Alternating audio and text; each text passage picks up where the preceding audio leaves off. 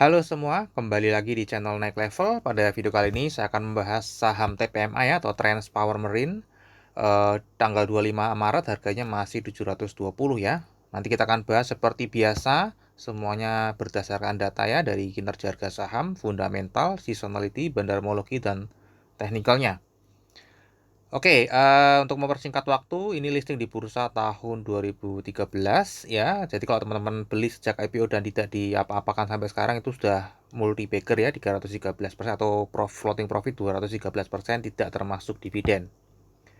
Nah, untuk kinerja harga sahamnya setahun terakhir kalau kita lihat ya, sedang banyak yang floating profit ya, kecuali 3 tahun yang lalu. Kalau belinya 3 tahun yang lalu ini sedang floating minus ya. Untuk di tahun 2024 sendiri, sampai hari ini itu sudah naik 2,13%. Harga tertingginya setahun terakhir di 790 dan terendahnya di 386. Jadi ini mendekati harga tertingginya dalam setahun terakhir. Nah, ini Transpower Marine ini websitenya kalau teman-teman pengen tahu ya, lokasi kantornya ada di Jakarta Selatan. Jadi dia shipping untuk khusus energi, teman-teman ya, sektor energi, minyak, gas, dan batu bara. Ada beberapa kayak nikel gitu dan segala macam ya. Ininya pertambangan gitu ya. Nah, ini Transpower Marine ini dia memiliki entitas asosiasi ya. Ini sebenarnya joint venture gitu teman-teman ya.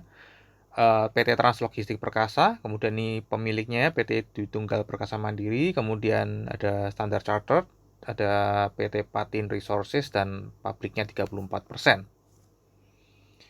Ya, jadi tadi sudah disebutkan ya, dia shipping, dia memiliki 38 kapal tunda, ya, kemudian memiliki 33 kapal tongkang, ini untuk mengangkut ya, ini untuk mendorongnya, kemudian punya crane barge, ya, jadi untuk pengangkutan transshipment ya. Transshipment itu pemindahan muatan kapal ya, dari kapal satu ke kapal yang lain di tengah laut ya, menggunakan ini ya, teman-teman, dipindahkan.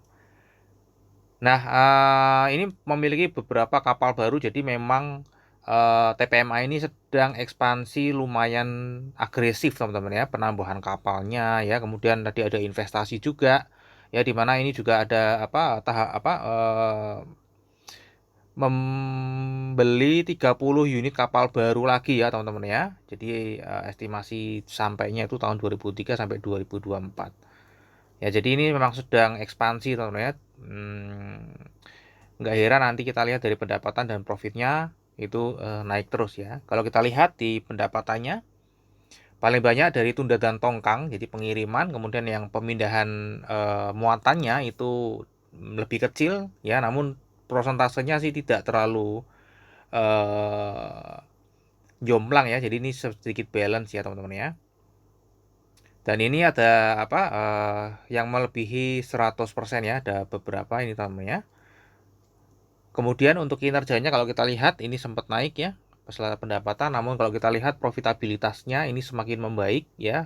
Kita bandingkan tahun 2014 dan tahun 2022, di mana labanya itu lumayan ya, lumayan selisih, padahal ya ininya tidak terlalu selisih jauh teman-teman ya. Dan kalau kita lihat di tahun 2023 sendiri, ini pendapatan all time high-nya dia dan labanya juga all time high ya. Dan ini lagi gencar-gencarnya ekspansi atau menambah kapal baru ya. Kalau menambah kapal baru kan berarti ada potensi pendapatan dan laba di masa yang akan datang.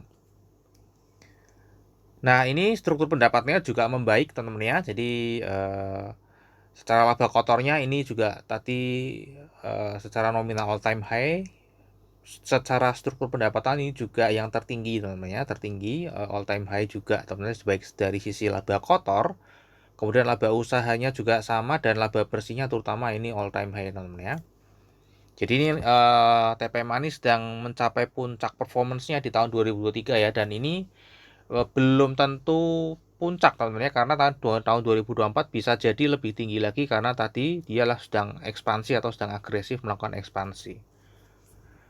Nah, untuk pendapatannya sendiri ini naik 5% dibanding tahun lalu, dan laba bersihnya naik 36,4%. Untuk valuasinya seperti apa? Nah, untuk valuasinya ini sebenarnya sudah di atas rata-rata ya, dimana biasanya diperdagangkan di average 0,87 dan sekarang sudah di 1,33. Kemudian secara pernya ini masih terbilang murah ya, masih di 6,2, dimana rata-ratanya di 15,2. Jadi kenaikan harga sahamnya belum mengimbangi kenaikan kinerja perusahaan, teman-teman ya, masih, sehingga PR-nya masih di sini, teman-teman ya.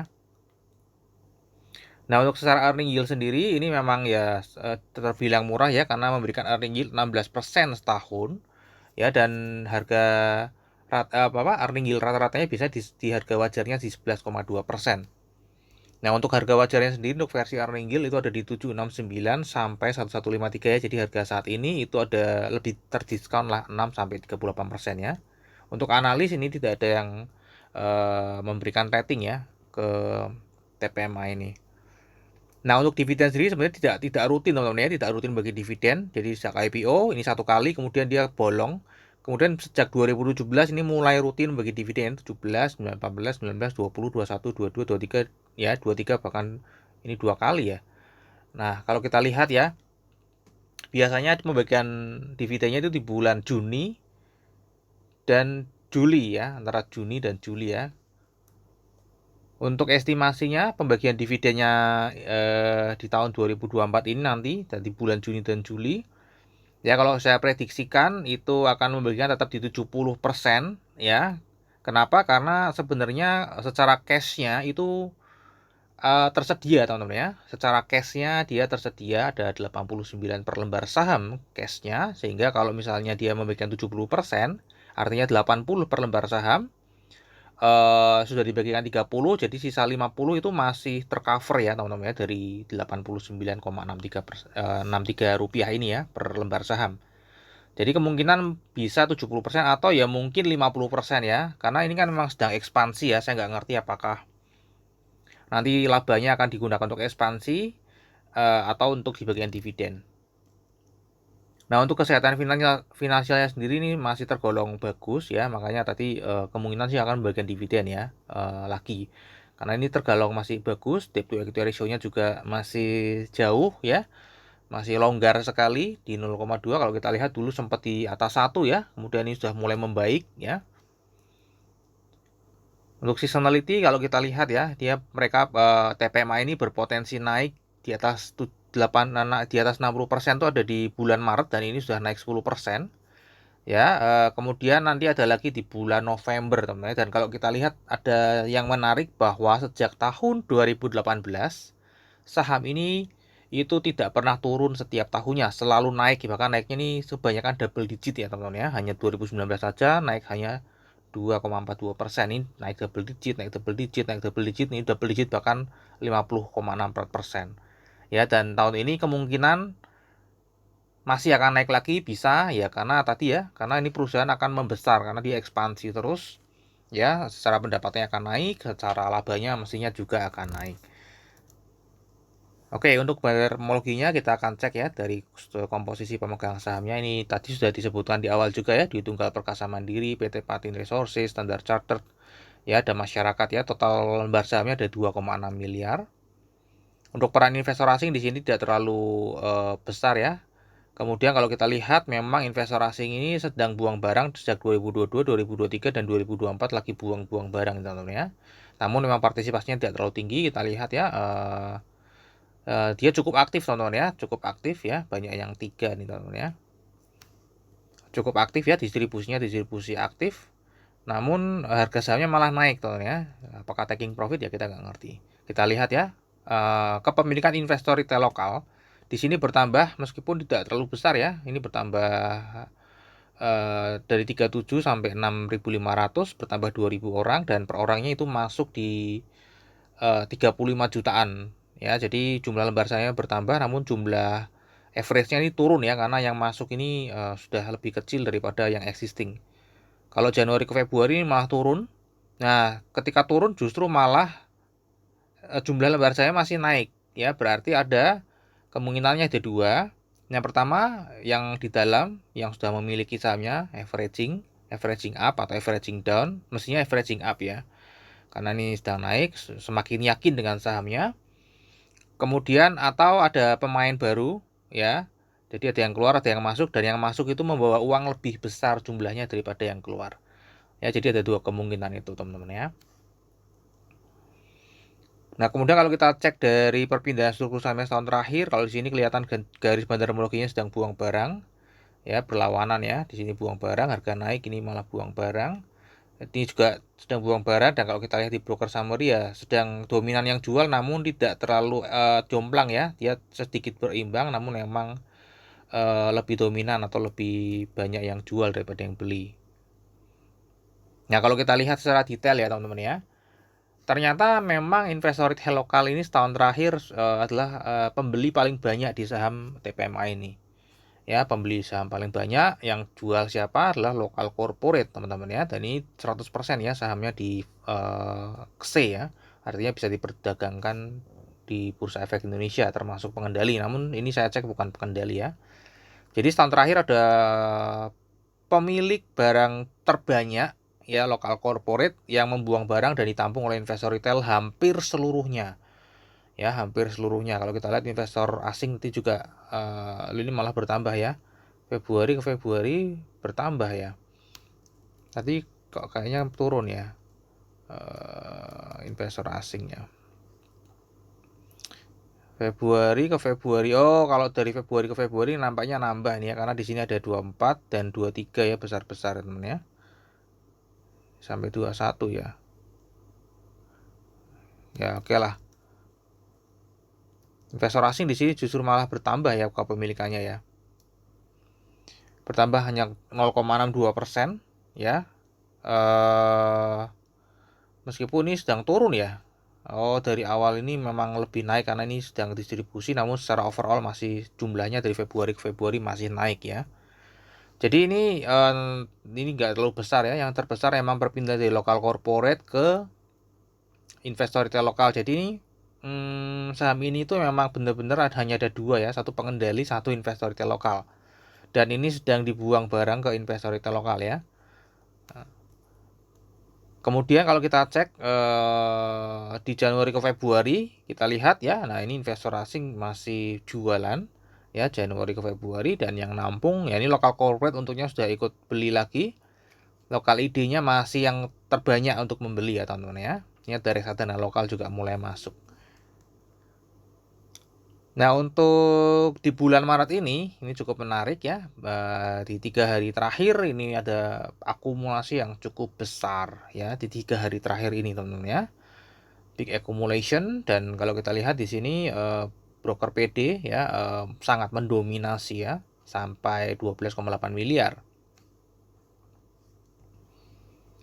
Nah, untuk pola teknikalnya kalau kita lihat sebenarnya ini sedang ranging teman-teman ya. Meskipun kalau kita lihat secara MA ini sedang uptrend ya, karena garis MA 50-nya sedang di atas MA 200. Ini sedang uptrend, namun ini sudah mulai masuk ke atau memotong MA 50 meskipun belum memotong MA 200 ya. Jadi kemungkinan besar ini sedang ranging dan ada potensi dia akan, karena ini sudah ketemu di sini ya, dia akan naik ya. Tadi kalau kita lihat ya secara fundamental dia juga sedang ekspansi besar-besaran. Nah, meskipun tadi setahun terakhir harga sahamnya sedang didistribusi, namun kalau kita lihat 3 hari terakhir ini ya, dari sini satu hijau semua teman-teman ya, naik ya, itu akumulasi cukup besar ya, volumenya juga naik.